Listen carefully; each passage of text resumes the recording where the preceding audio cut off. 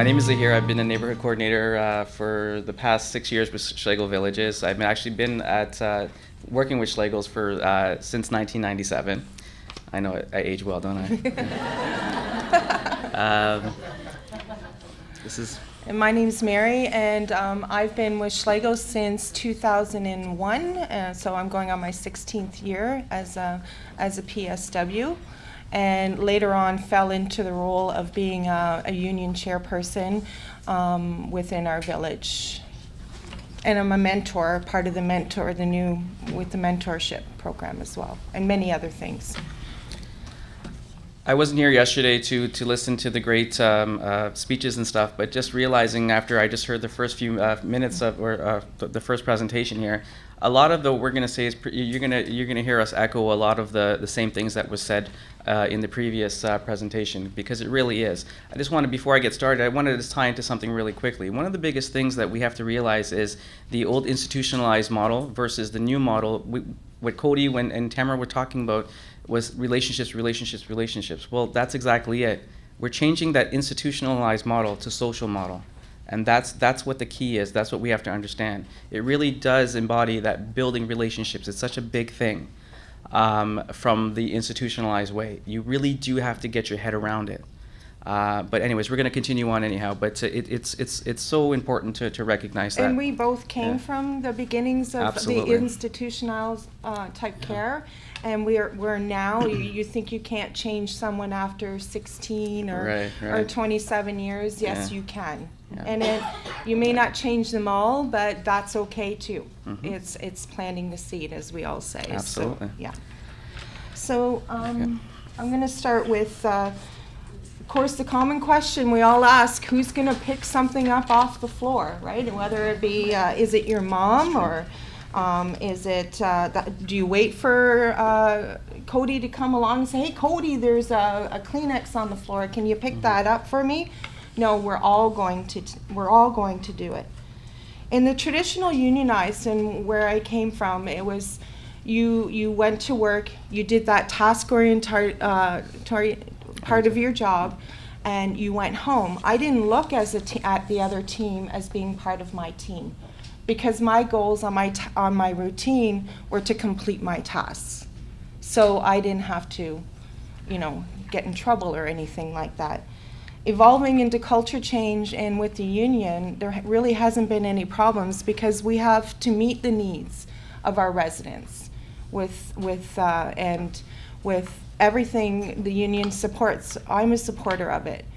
And my role as a union at this time was to show that I too can be a union chairperson, but the other team saw me still continuing to do that change without affecting. It doesn't say in our contract that I can't help out a team member. It's not written in there or anything like that. And if I could just add to that real quickly, someone over here in the group asked about job routine or job posting, right? And that's exactly it. We're still hiring for housekeeping, nursing. Those are our specialties, right? We need nurses, we need housekeepers, we need recreation. And now tie that in. That's your job posting, right? And then you tie into the Schlegel social model. That's the teaching that then comes up, and which we're going to talk about a little later, next slide, I believe. But that's the other part. So that's where Cody will help out. We're not asking anyone to go above and beyond their scope of practice. Absolutely not. And I always use this example when I speak about this. Can I ask a housekeeper to give an insulin needle to a resident? What's the answer, guys? Right, because that's asking someone to go outside the scope of practice, right? Okay, so it's that clear, but it's understanding that. But can a housekeeper help me with the transfer? Right, that person's not going outside the scope of practice with the right training, right? Right. So you kind of understand that. I'm getting a lot of head nods right now, so that's great. Okay, so that's the difference. And so yes, you do have your job routine, right? But yes, you do have that social model where we can help each other out. I'm seeing some more heads nodding. So are we more understanding that a bit better? I'm hoping so, right? So, sorry, I interrupted you. Oh, that's okay. Yeah. Actually, speaking of a fellow team member in Aspen who suddenly passed away, talking to Brooke, she used to be here, and I might be emotional about it, but he was actually at the bargaining table with us. and finished up the last round of bargaining. And that's how I meet a lot of other team members within different villages doing that and learn a lot.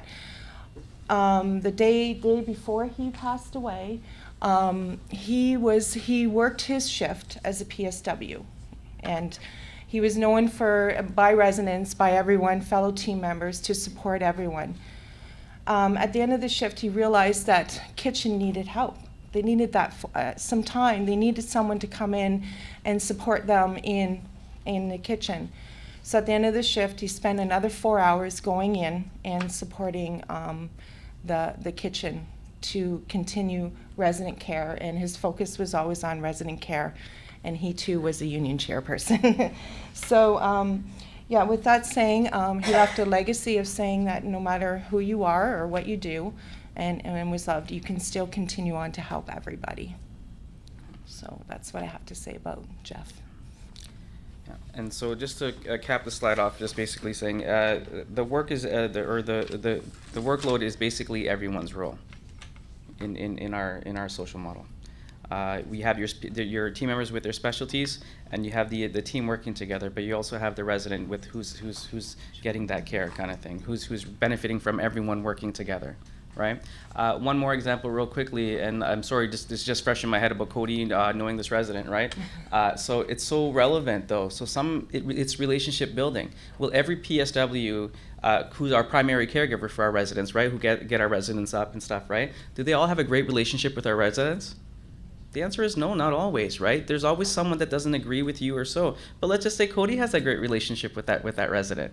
Do you think Cody can come in and help get Mr. X or Mrs. Y up because they have that good relationship or that bond with Cody, right? At least, give Mr. X, the little, hey, how's it going, man? Right? Or it's something that they've connected with, right? That's the concept. Okay. So So how we do this, and as it was mentioned before, is neighborhood team development. Now what this is on each neighborhood, the concept basically is getting every team member who works on that neighborhood come together in one room. That's a scheduling nightmare, people, for one, right? Right?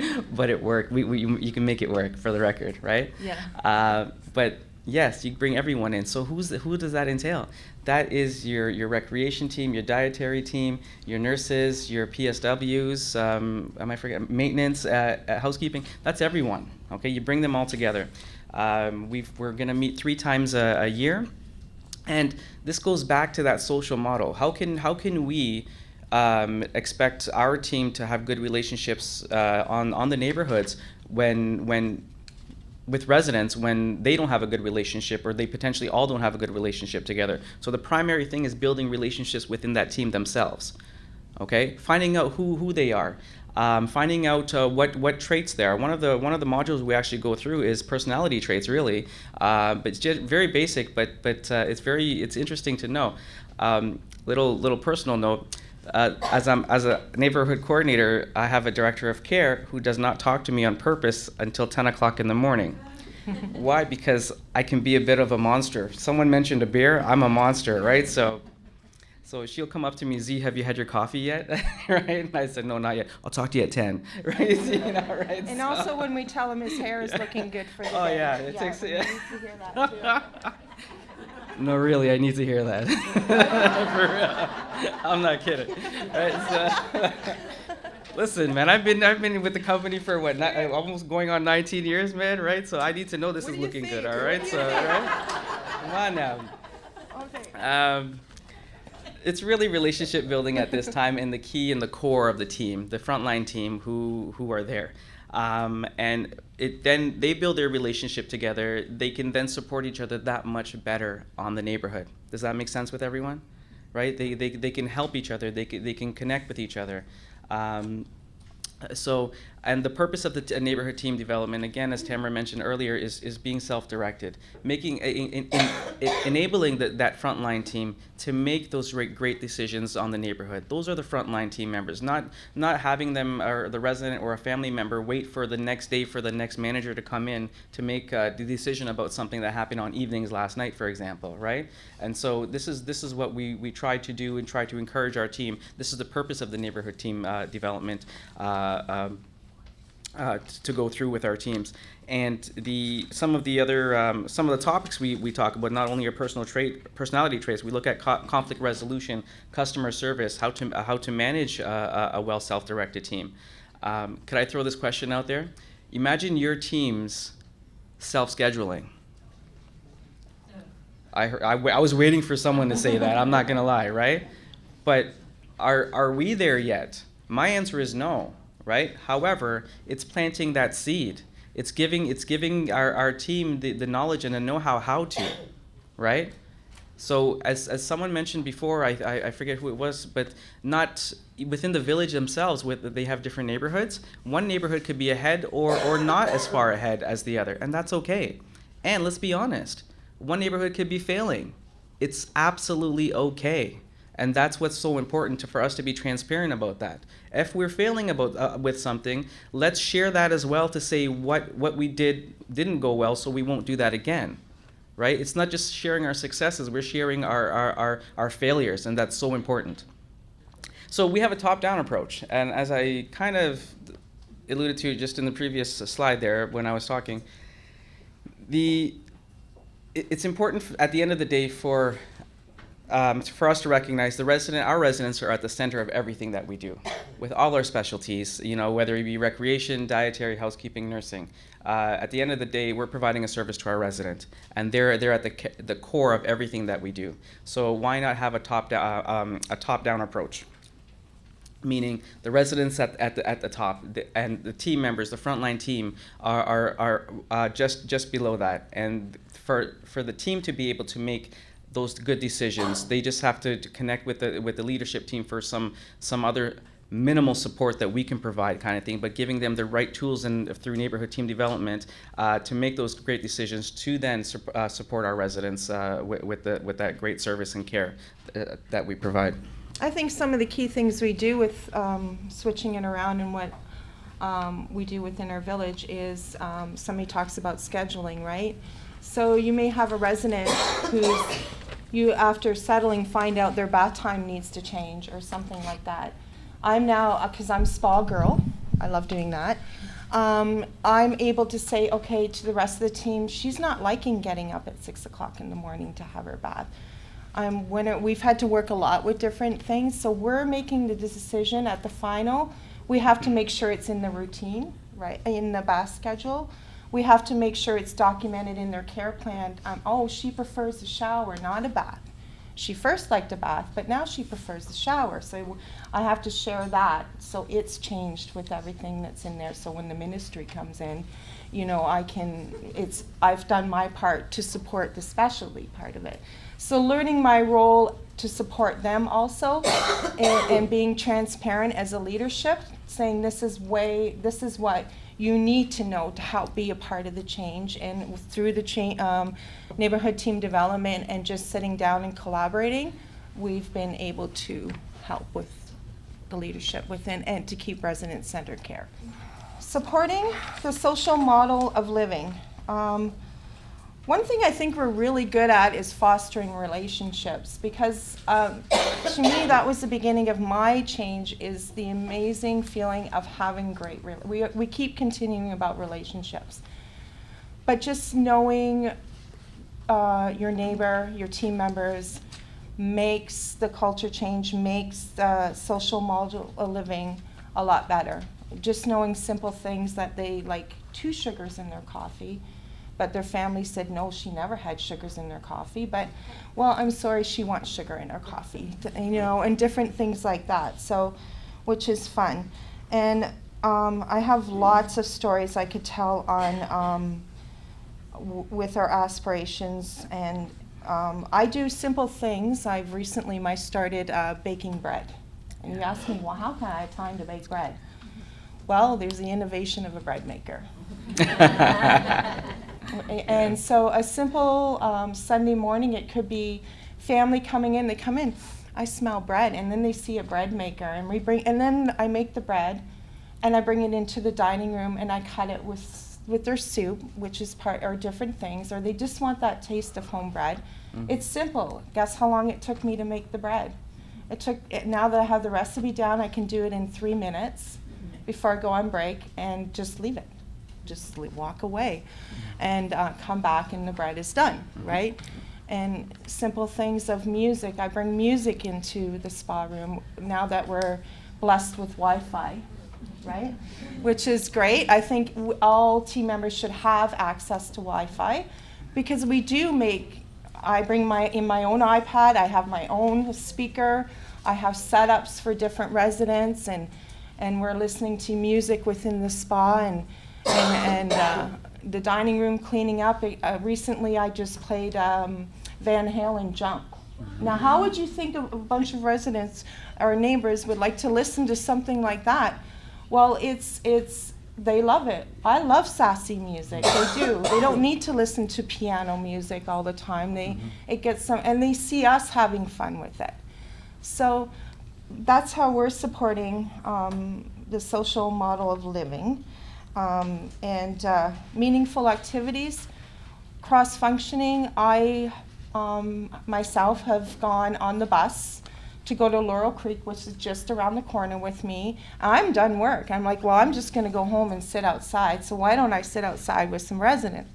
And so I do, and I've actually snuck in a beer to share with some of these people.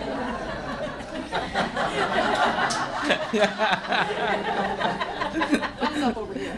I'm seeing signs of no alcohol beverages whatsoever. I'm sorry, I'm from the 80s. We didn't look at any of that stuff.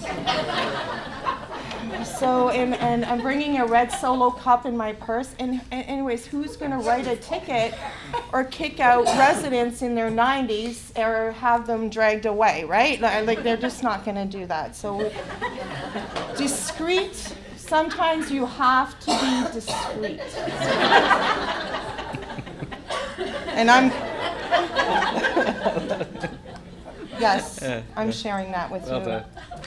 As Heather says, I'm being truthful. And as you're live streaming to the world. Yeah, and Great. I forgot about that. well, anyways.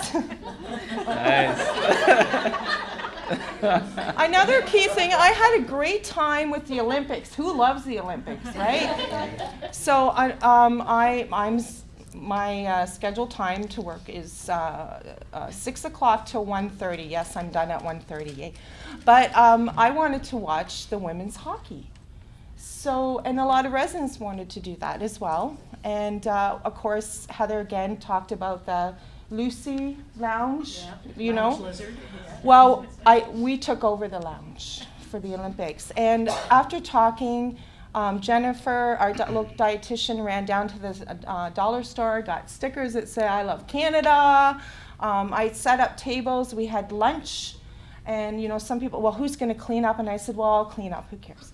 So I had lunch in the lounge, and big screen TV, balloons, because we know that the Canadian men's hockey team cannot bring home a gold. So we needed to support them at that time. And it was fun. I mean, how else sitting and dining, flexible dining, right? Bring your dining experience into the lounge, and nobody stopped. Nobody stopped us because we could do it. We're given permission as culture change to make those decisions. And we watched the game, and they of course, they won gold. What an exciting game. Second shift starts to come in, and we're still in the lounge. A lot of team members hadn't even gone home because we can't drive home, right? We got to watch this game with everyone. It became a fostering of relationships and spending time, and it was fun. It was fun. I was going to go home and finish the game by myself. Who else to share it with in a bunch? So there's just little things. I think the key thing is to allow, as leadership, to allow team members to do spontaneous things. And I'm spontaneous, and carrying in a bread maker. are putting stickers on residents, or just playing Van Halen, Right. and coming back from an Ozzy Osbourne concert and talking about that experience, and and the motorcycle. So give the opportunity, just little seeds to plant, and it make it so much fun. Yeah. And to address something that was also said earlier, kind of thing, about asking about care, will the care be done? The answer is yes. Oh, yeah. It'll get done throughout the day. Everyone has assigned their care routines to do, but the care gets done. We're still having a good time. We're still creating relationships with our team members, with our residents, and having fun on the job. It's that it's okay, you can do this. It's that yes, I can do this, right? It's so important, and the music alone. I can have a personal mention about that. I love music. I hope that there is, in addition to music, when I'm in an LTC kind of thing, that it comes with a little boombox too, or a little. I need to feel that bass, right, a little bit too, right?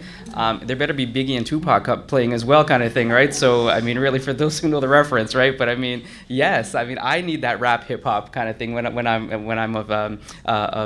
ready to be in a LTC. So I can definitely appreciate what Mary does with our residents and playing the music that our residents want, that they like, kind of thing. It's again that feeling of home and life purpose. Right.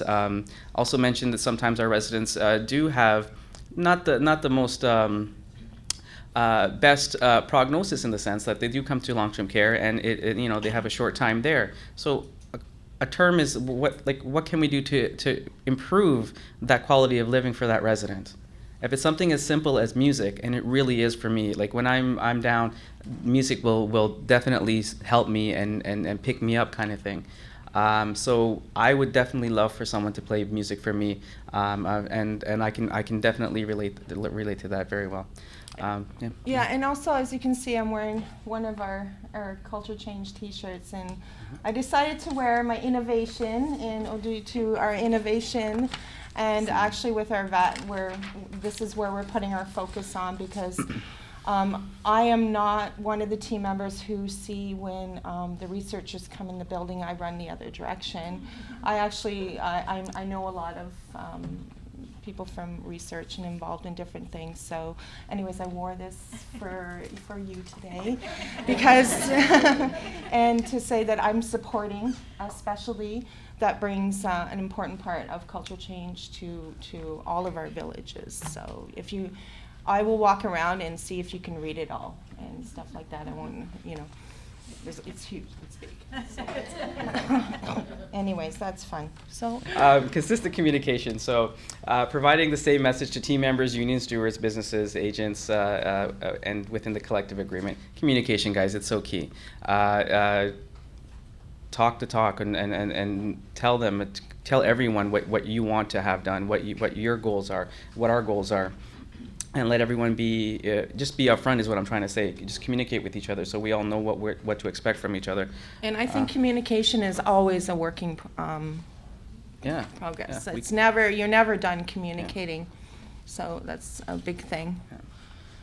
Yeah. Education and training. So things like neighborhood team development is key. Yes, you can have your job description and hire for the specific job, but at the same time, though, you can educate and train for the social model of living, right? So that team member can help enhance that quality of care for our residents. And I do my training, and also with regard to myself with the union. I did do a lot of educational with the union that also helped me collaborate with everyone in the building, learning about health and safety and bringing that in as part of an important role within our villages, and a whole bunch of other things. And I'm just saying that we can work together as unions, and it's out there. They actually are on the same goal of being able to increase care levels as well. It's a big goal for them as well to put in there that we need more increased care hours for our residents. That's all I have to say about that. And the last one is flexibility. So cross-functional teams and working with unions is contingent on flexibility. All parties must be willing to adapt to the changing environment in LTC and working towards a common goal of providing resident-centered care. Is every day the same? No. Mm-hmm. So we're going to adjust what we do every single day, pretty much. Thank and goodness having that every day's mentality. not the Yeah. same, because Right? it would be pretty redundant Yeah. if we followed the same routines and the same, whatever. Every day you have to be up for change, so, yeah. I'm going to open it up to questions for the audience. Hmm. Any questions for, we do have questions. Here we go. Thanks very much, guys. It almost sounds too good to be true in some cases, working with in a unionized environment. I'm just wondering if you can comment on, does conflict ever happen? I'm thinking as you transitioned to this model, were there people that wound up not staying because they didn't feel like they could, it's not my job? I wonder, do you ever hear that? Okay, so I can tell you, as I've said, I've been with Schlegel's for 16 years and was there at the beginning of the journey, and I was just beginning my role in the union. And so the first word, there's going to be a change. Oh, we love change, don't we? Things are going to start to happen around here. And I'm like, where everybody's like, well, what do you mean by that? Yeah. And when they start bringing in a change, it's like, well, that's not my job to sweep. Of course, we heard even today we're going to hear team members that have been there for 27 or so many years say that. But there's a strong majority of us who are union members and part of the union that don't let those people stop us. We continue on, and I guess the key thing is to have with me, I spend a lot of time talking to Z. We have quiet time talks, and Mike Putt, who I've spent many times around the bargaining table with, and everybody.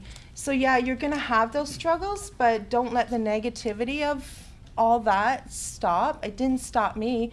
I would, personally myself, I would have comments that you're for the management, aren't you, Mary? You're not for us, right? I'm sure, yeah, and it's like, well, I'm there for everything, but I want to be a part of a change too. I like the concept, and I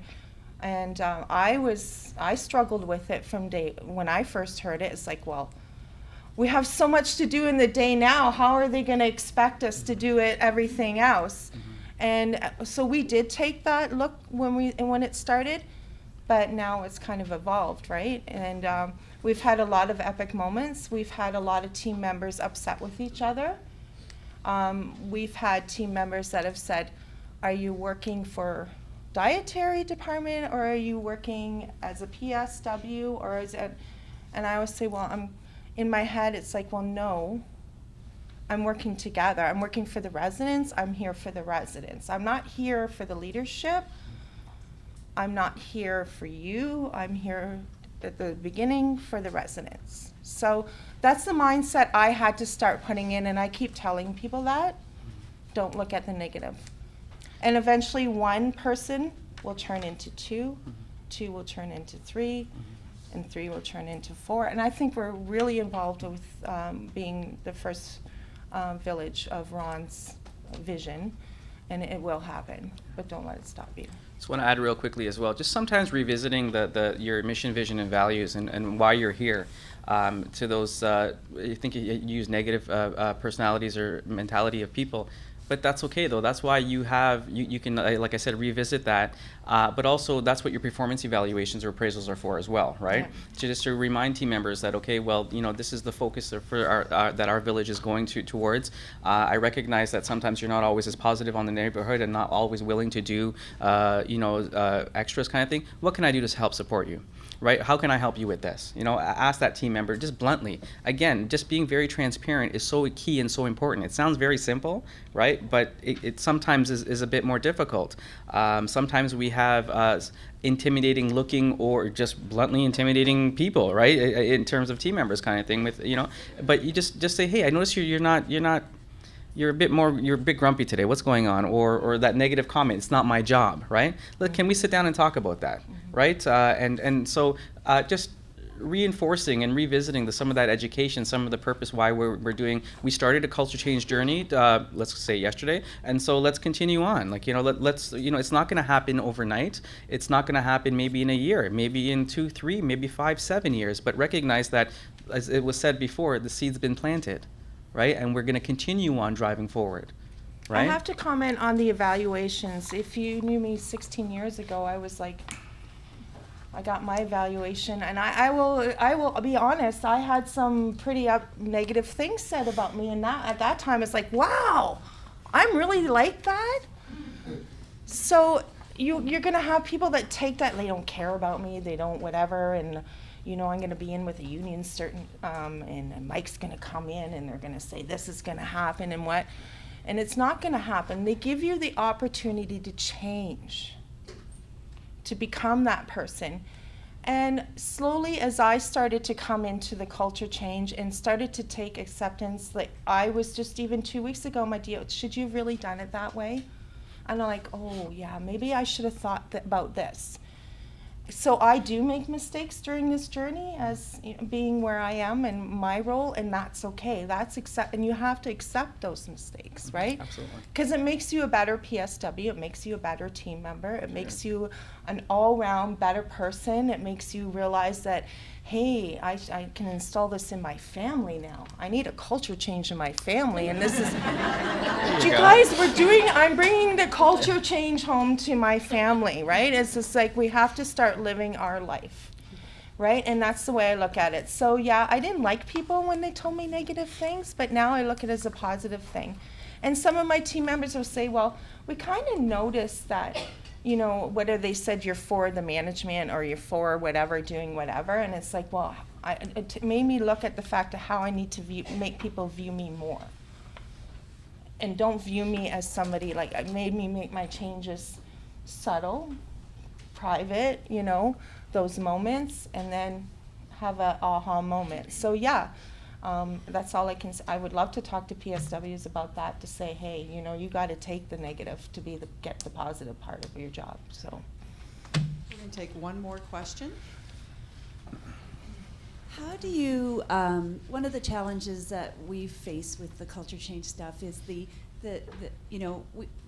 people on days, they pretty well got it. The people on afternoons got it, but the days and afternoons appreciating each other is not always there, right? You know, days think, oh, you know what, they get it easy on evenings, they don't need to do this. And evenings are saying, why aren't days picking up more? They're leaving it all for us, that type of thing. And I'm just wondering kind of, you know, when you're talking about your team building and your training sessions, how do you meld the people that, you know, there's ones that just only work days, there's ones that are just evenings or one's nights. How have you kind of dealt with that in trying to develop those relationships so that everybody supports each other on a 24-hour cycle? Okay. Yeah, you just said it. The answer is neighborhood team development is one key thing. You bring everyone into that group, right? As I mentioned before, every department, but I forgot to say days, evenings, and nights, and absolutely. And sometimes you have some very tough conversations, right? But it's those tough conversations that's going to get you over the hump, though, right? And yes, I mean, that's when you continue on with that.